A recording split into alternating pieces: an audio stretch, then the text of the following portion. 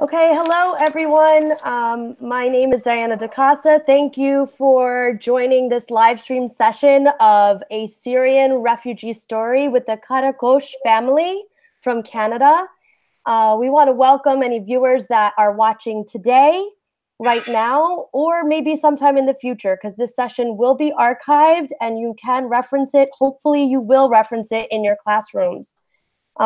We especially want to welcome the Global Read Aloud family and the students and teachers around the world that are reading the book Refugee by Alan Gratz. I want to say a little bit about myself and how this call actually came to be. So my name is Diana DaCosta. I am a technology integration specialist for the West Orange Public Schools in New Jersey. West Orange is a relatively small town, I guess, outside 15 miles west of Manhattan.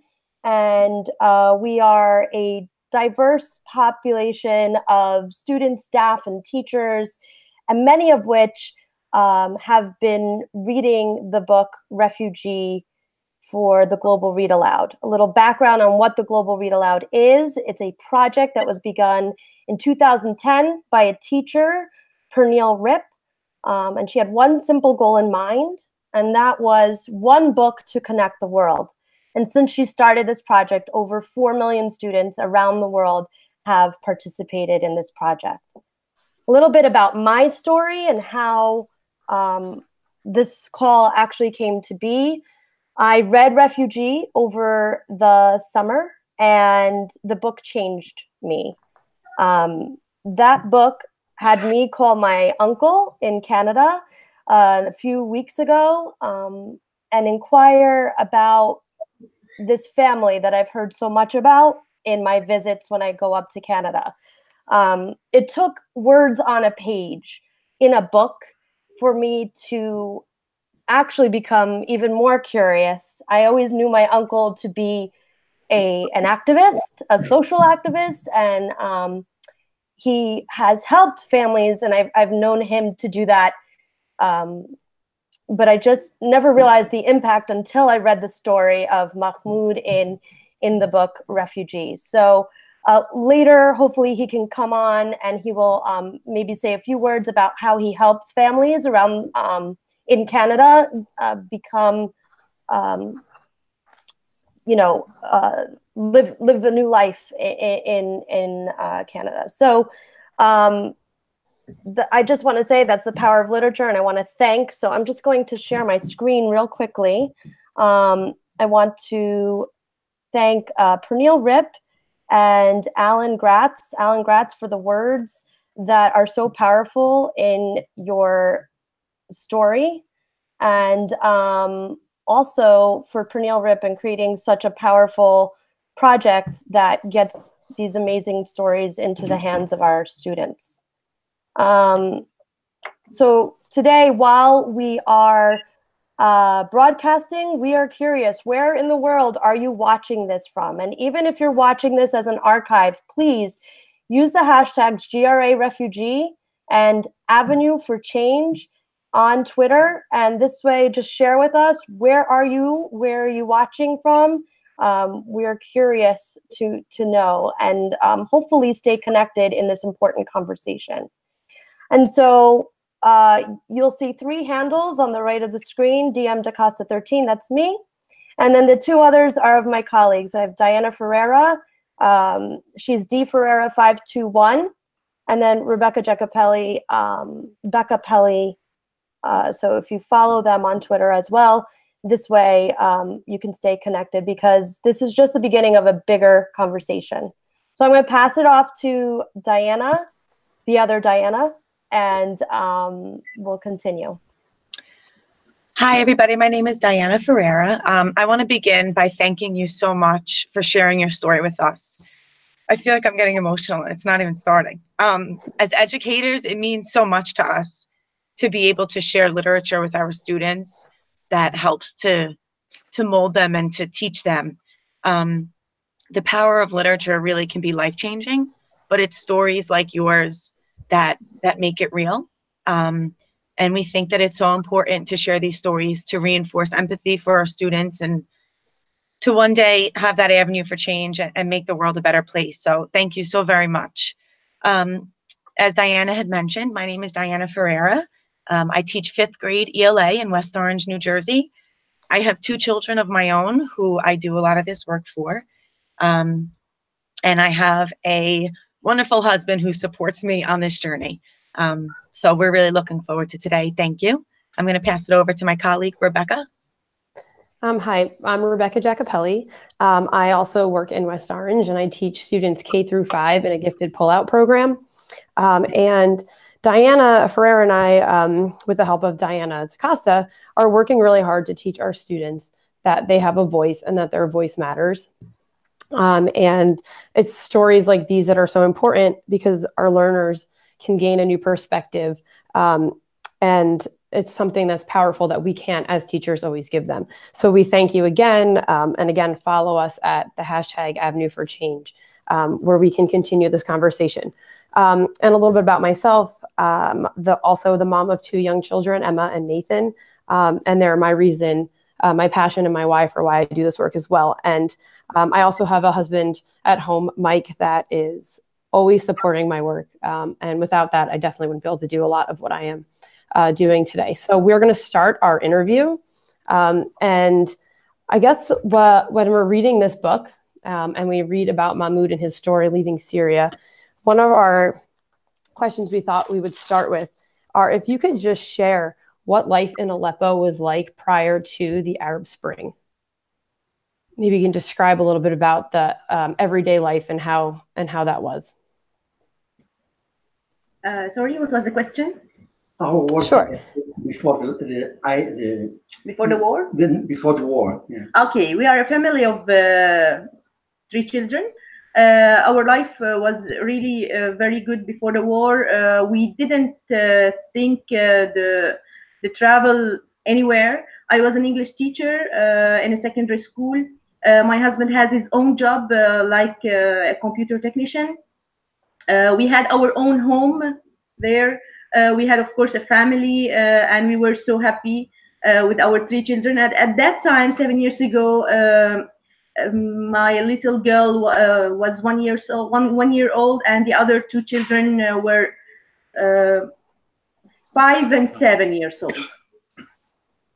And that was before the war. Okay, and once the civil war broke out in Syria, how did everyday life change? Yeah, of course. But yeah, of course, no electricity, no food. The life was very difficult. We were obliged to change our jobs, to change the school of the children, because the far schools were dangerous for the children also. Sometimes we were obliged not to send the children to school because there are lots of bombs. But every day we had the hope that the war will finish tomorrow. The war will finish tomorrow, but the war has never been finished. And once my children was in the church doing an activity with the children, and we heard that a bomb that has been fall down in front of the church, and we hurried up to look what has happened with our children, with our son. And they were under the church in order to protect the children, and fortunately he was good. And then we said, maybe this is the last time. We can go on, we can continue. Tomorrow the war will be finished, but never. What we can. What was it? What was it that finally? What was it that finally made you to decide to leave when you knew that tomorrow it wasn't going to end? And that after 3 years of the war, because we had lived the war 3 years in Syria, once I was in the balcony with my little girl. She had 1 year old, and she was in my hands.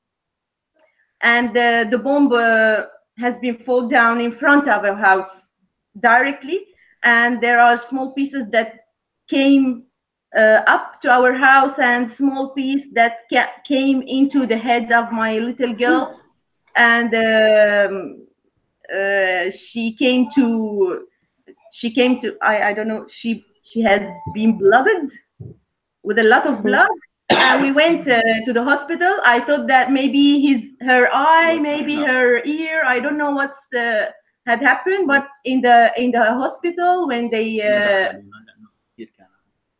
when they had make a photo for the head, a radiography for the head, they said no, no danger. The small morceau, the small piece of metal has stayed here in the surface, and it didn't enter too much in the head. So we can let the piece, maybe after 5 years we can take it out, but she is good.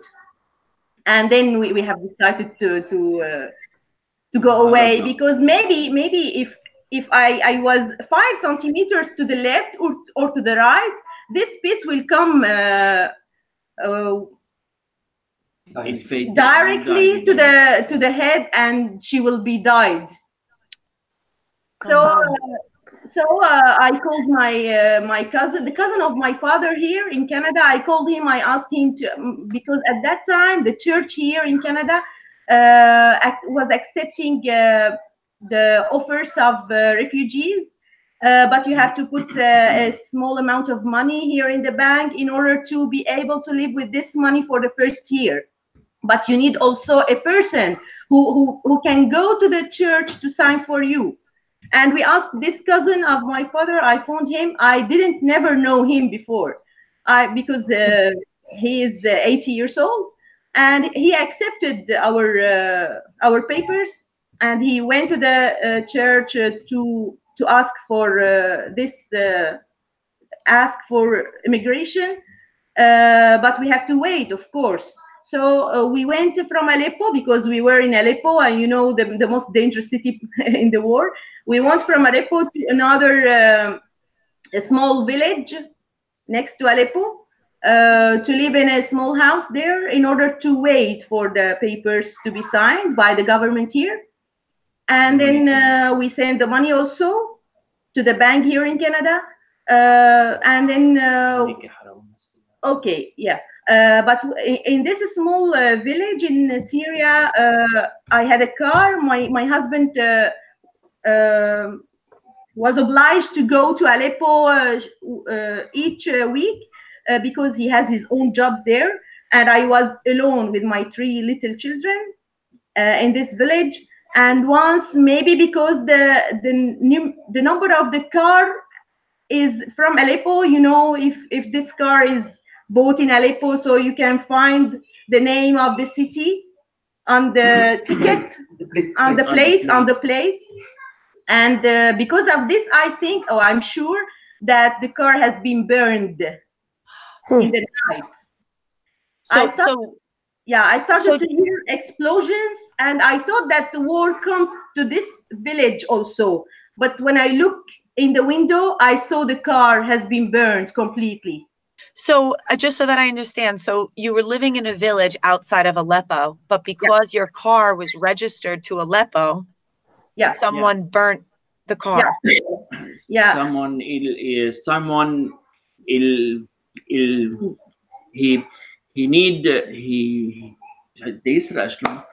Maybe he wanted to steal it, and maybe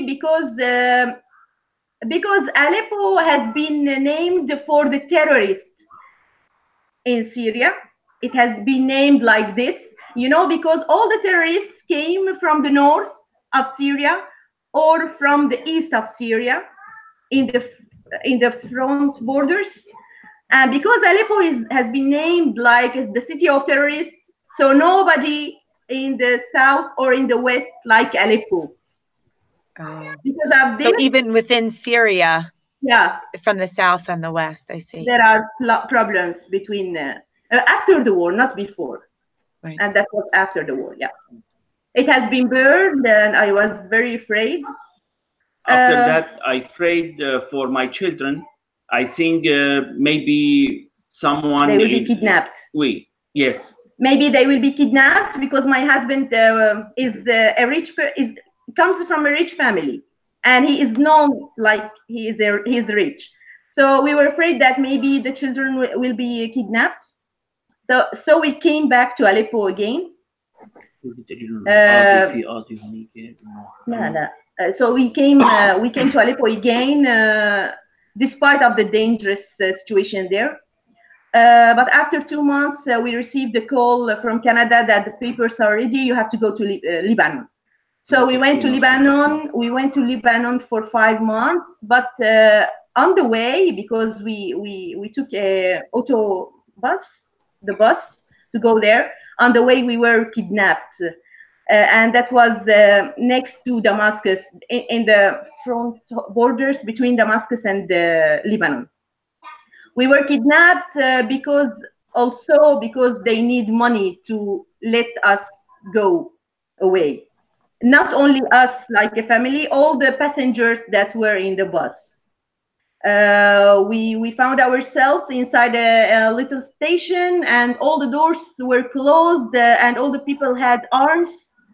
And they asked for the money. So some people gave them money, some people gave them a watch in the hand, or a little necklace like this. And then they let us go. And then when we arrived at Lebanon, my husband found a job, and we rented a house. We stayed 5 months there. I put my children in the school there also. But they were not happy because we were Syrian, and you know the situation between Lebanon and Syria. They don't accept a lot the Syrian people, because we cause a problem for them. So my children were not happy there in the school. But fortunately, after 3 months of the school, we stayed 5 months in Lebanon. But after 3 months of the school, we came here in the 23rd of December 2015. So when you were leaving Aleppo on the autobus to go, what was the time frame like? Like, what were you able to bring with you from home on your journey, or were you able to bring anything? Only the clothes and some food to stay in Lebanon. Yeah, we cannot. Many papers like the certificate, the university certificate, like this. Many of the students were curious about what you had to leave behind. What was hard to leave behind in Syria? It's very hard to leave behind you the family. The first thing to leave behind you, because you are not able to bring all the family members with you. And the second thing, the work, especially for my husband, because he has his own job. So he left his job. He left his shop behind of him. And the third thing is the house. So your house that you kept running to build it up. So for 10 years, for example, you left it behind you also. Could we hear from Jean what his experience, like what was most difficult for him in leaving behind in Syria? What does he miss in Syria? Come here, Jean. Come here. So, for the audience, John is the oldest of the family. I'm going to say the name wrong. Karakoche family. He's 11 years old, and so I'm at the time he was 7 or 8 years old. Yeah, 7. So John, could you share with us, with the students, what has you missed in Syria? I miss my family, and mostly it was like all the people that I know there, my school, my teachers, and like a lot of my friends. And the way that over there I was able to live easier. And yeah. When you, Jean, thank you for sharing your story with us. When you were in Lebanon, Mom mentioned that it was hard for you there. Can you share maybe a story or something that was hard for you? Yeah, at school, when I went there, people didn't really talk to me for because I came from Aleppo and Syria. And when I go in front of the class, people just start laughing. Yeah. Wow. How is life in Canada for you? Better. Here is really easy to live, and everything that I need is with me. My parents, and yeah. Are you in contact with any of your friends in Syria? No, not really. If you could tell all of the students that are listening, or if you can kind of share any piece of advice to them, or maybe something that you would like to share with them, is there anything that you would like to tell them of how we could maybe treat each other kind, or? Not really. No. You have to answer. No, that's okay. Okay.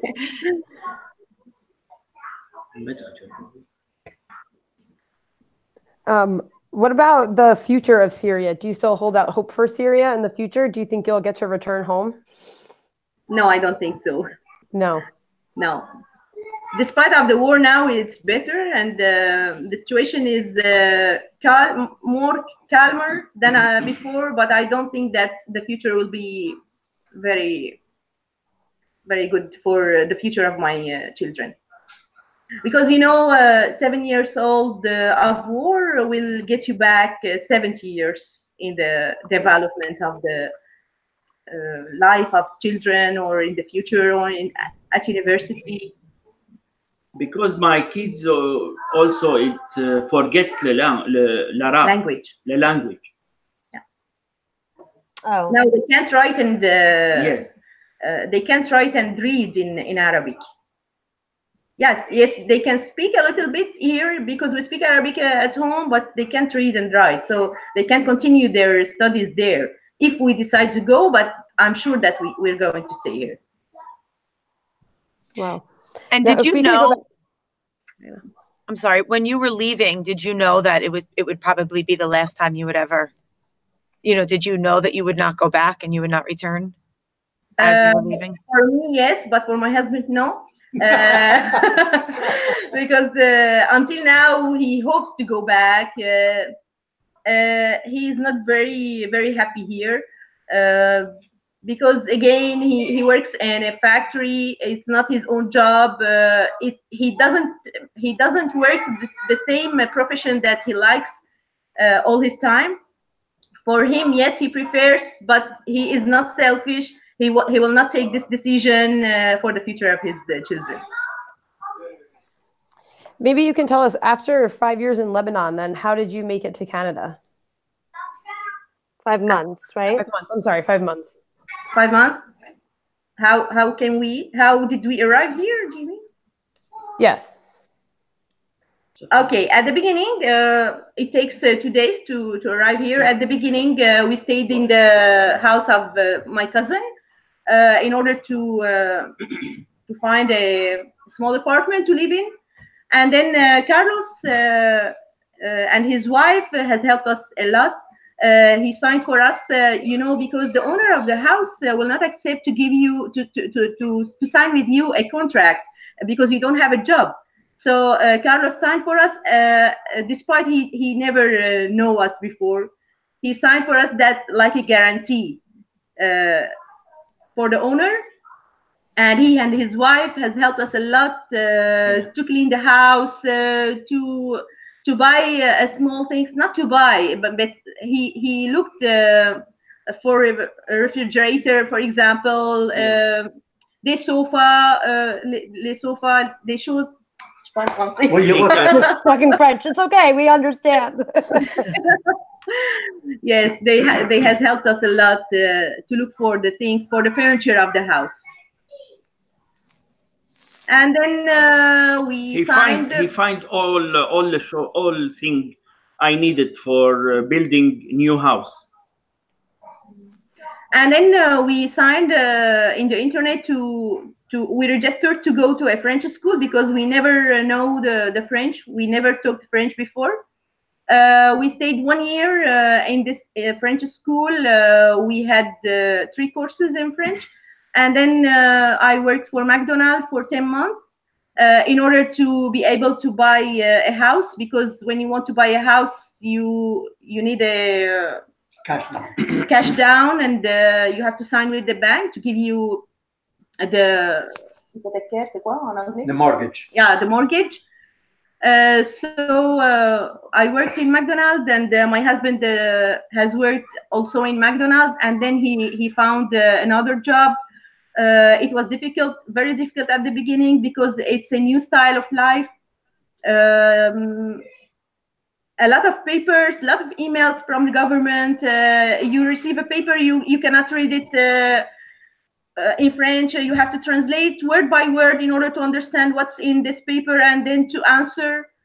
So it was very, very, very difficult at the beginning. You know, when you go to the school of your children, you have to speak with the teacher, and you have to know what's the problem of your son, but you are not able to understand exactly what she's going to say and how to solve the problem. It was difficult.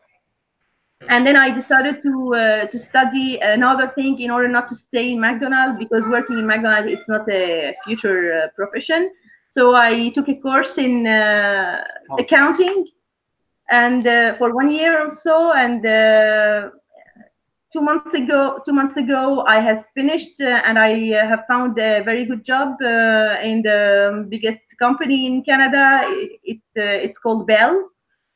And I'm very happy to find this job, and my family is happy too.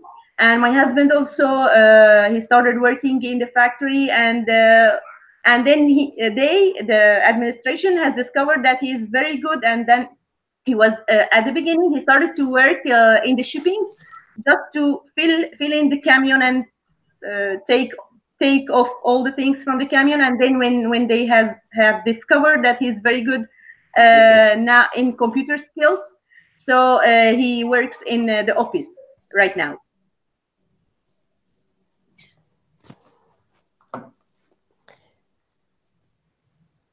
What would you say would be the overall your best and your worst experience from leaving Aleppo to today in Canada?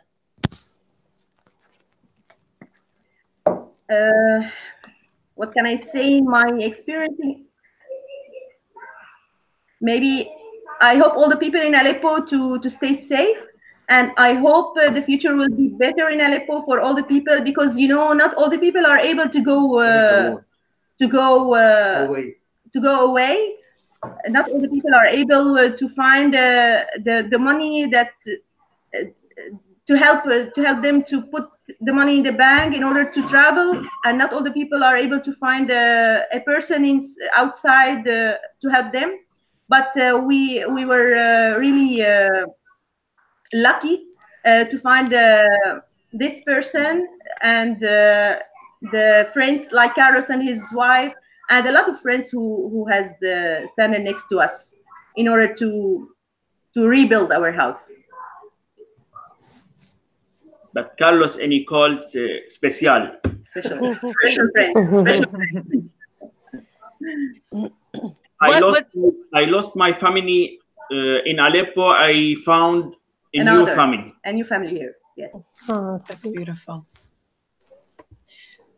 So Rebecca, are there any other questions from, like, on the Padlet from different people that you want to reference?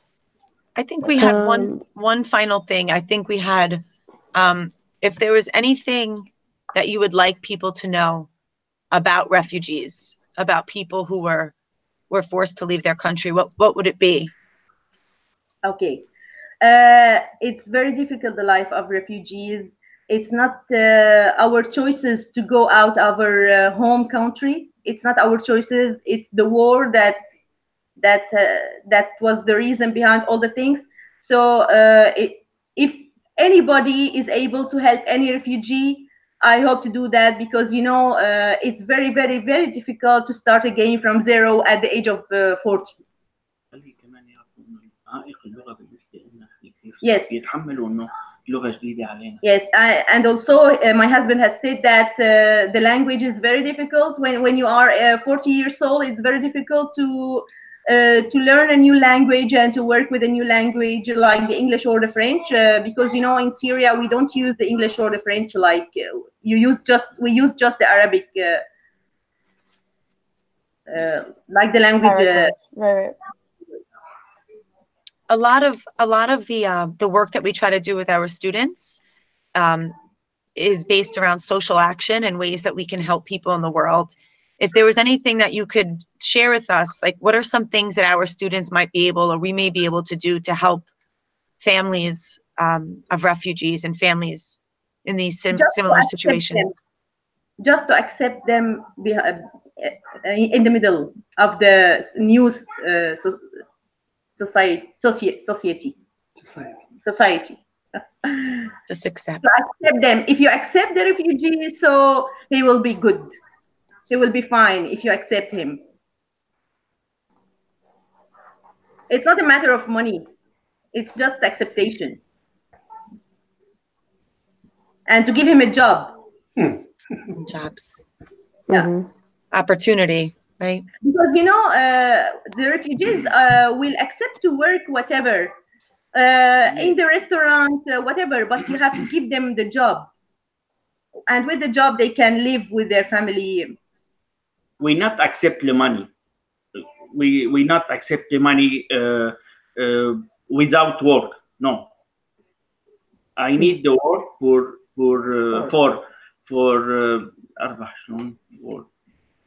winning the money. For winning the money. To advance, right. Right. It's the opportunity to build a life. Yeah. Yeah. It's an amazing story that you shared.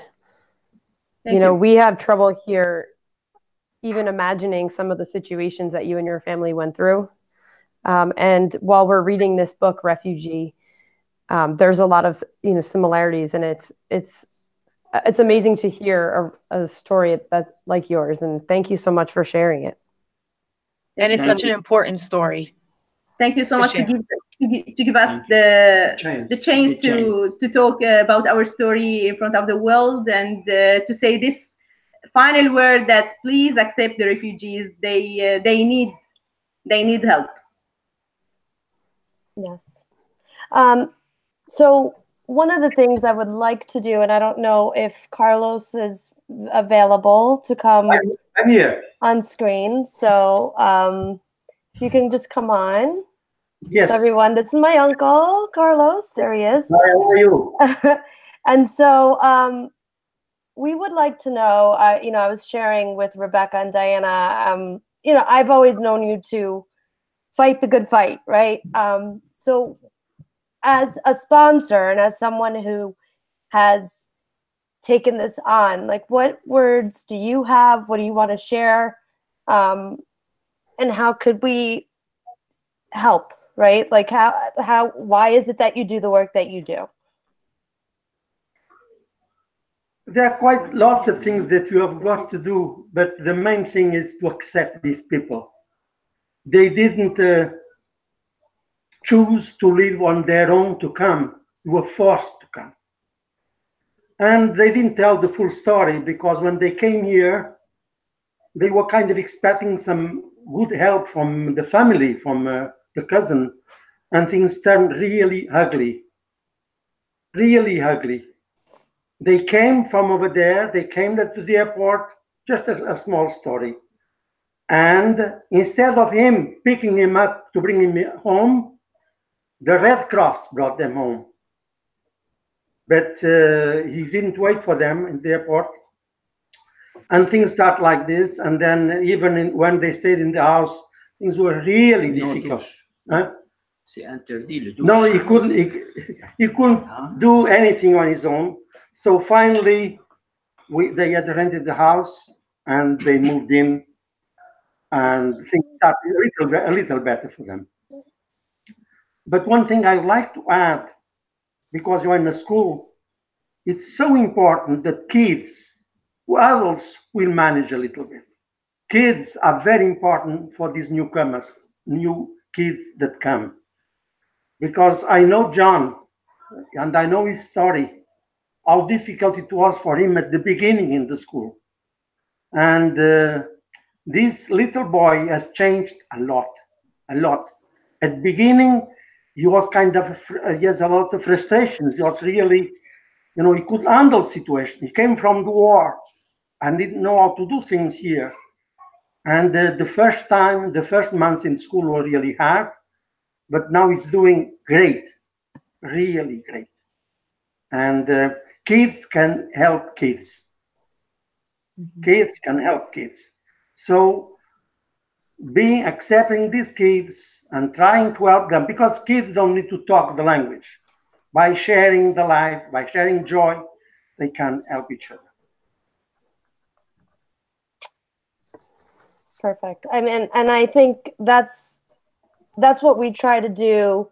I think in the course of my 18 years of being a teacher, the shift has been from knowing content and understanding and just, you know, thinking I had to teach specific information versus creating citizens who really support and are kind and care for each other. And it's really the soft skills and the things that we are working on now. You know, we use the literature to hopefully change the conversation with our students, because first of all, they are the future, but also this story and this empathy really this is why this interview even is so important, because you know, it's one thing to read it in a book, but it's another thing to connect with people and to actually hear that, no, this is true and this is real, and you know, we need to be kind and we need to support, and we're in a district where it's very transient. We do have a lot of kids that are coming in and that are new, not necessarily from Syria, but wherever they are. And I think that message of just being kind and welcoming is very important. You know, and I personally know it too, as a child of two immigrants, right? And I know their story when they came here, and the difficulty and the language acquisition and all that is crucial and so important for people to understand. So any other comments or questions from Diana or Rebecca? Or, I don't know if you all have a question for us. One thing I'd like to tell is the first time in my life that this type of work that I'm doing with this family, it's going to be so broadcasted so largely. So I thank you very much for that project, because it's really fantastic. I'm still from the time of the phone, and you guys have all images and all over. That's really great, really great. Yes, and we will work. I mean, and like I said, I feel like this is just the beginning, and we are curious. And I know once my aunt comes back, we'll have a little further conversation to see if there's a way to connect with Jean at school, maybe get some students from New Jersey. You are going to get it, maybe to get him. Yeah, no, I think we will. We'll work on that. I think it's an important story. This is the work that we're out to do. We are sharing as a team at different conferences coming up soon about this work and how this work needs to be embedded in the school day. And so we'll definitely stay connected. And John, this is also for you, because we want to make sure that we're teaching our students that when someone comes in, that we're kind and we're accepting and we're loving. So we're working for you, buddy. Thank you so much. Okay, so I think we're going to close out the call. I want the family just to stay on. Is there anything, I don't remember, girls, if there's anything that we were going to say in closing before we disconnect with everyone? I think we got to everything. Yeah, I think the words "kids can help kids" by sharing joy is something that is really important and that will stick with me. And, it was really powerful. And I just want to again say thank you. Thank you very much. So much. Thank you. Thank you. Okay. So we're going to sign off. Remember to continue to follow the hashtag Avenue for Change. And just keep an eye out because this is the beginning of something that's going to continue to grow. Thanks all for tuning in, and we will be in touch. All right. Bye.